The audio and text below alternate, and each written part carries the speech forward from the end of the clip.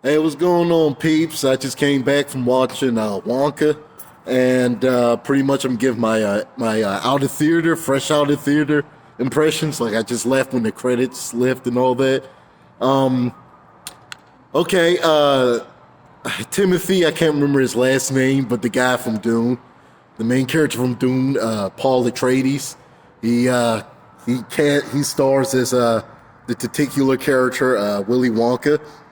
And pretty much this movie's more so of a prequel ish.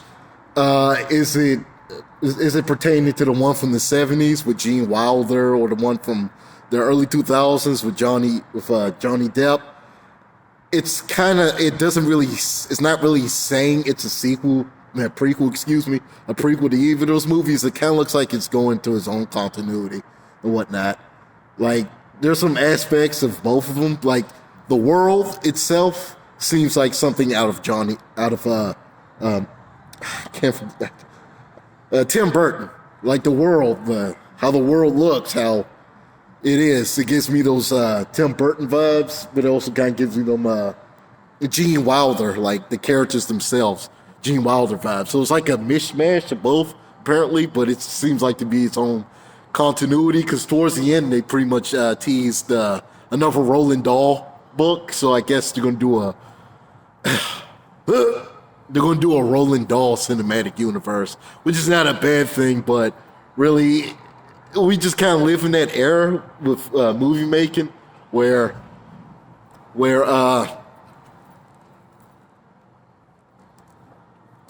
no. A lot of people are walking, yeah. It's unscripted.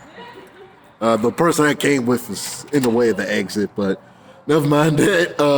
So yeah, it seems like a mishmash of its own, which, may deter some people. Some people like the Johnny Depp one, some people like the Gene Wilder one, and vice versa. Those who do like it, those who don't like it, whatnot. So that might like turn some people off from it, but I kind of accepted that it's like its own thing, and Warner Bros is probably gonna more or less milk this dry, essentially.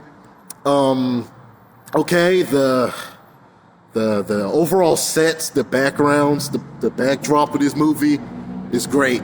Mostly, it's a built-in set. You can tell it's a built-in set. They did all the sets themselves, the buildings, the architecture, all the stuff around it. This really Victorian England style thing. So I like that a lot.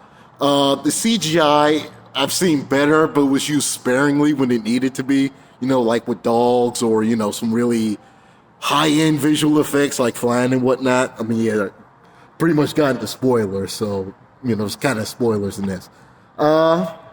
Honestly, I was expecting to come out it with meh, with really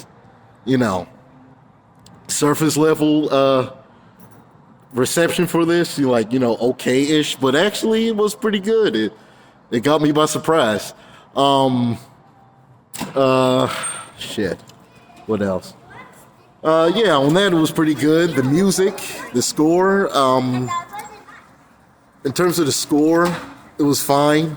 They definitely had a lot of skips, and some lyrics were just kind of dumb, like just straight up made no sense. But overall, it was a pretty good film. I enjoyed it. It was it's heartwarming. It's sweet, something for the kids, whatnot. Some people who pretty much grew up on Willy Wonka, such as moi, pretty much thought it was good and whatnot. So yeah, we give it exceptional. It's fine. It was kind of good. I'm glad I at least came out to begin with. In this day and age, motherfuckers is mostly inside their house now. Like you literally stream Wonka, but it's sometimes good to catch some some R&R, from working and shit. And well, yeah, that's about it. Subscribe and comment and whatever and whatnot. I mean, that's pretty much my only thoughts on it. CGI was horrendous, but it was used sparingly when it needed to be. Like, literally, Wonka actually is kind of like what a lot of films are actually missing. And what that answer may be, well, I'm glad you asked. Effort.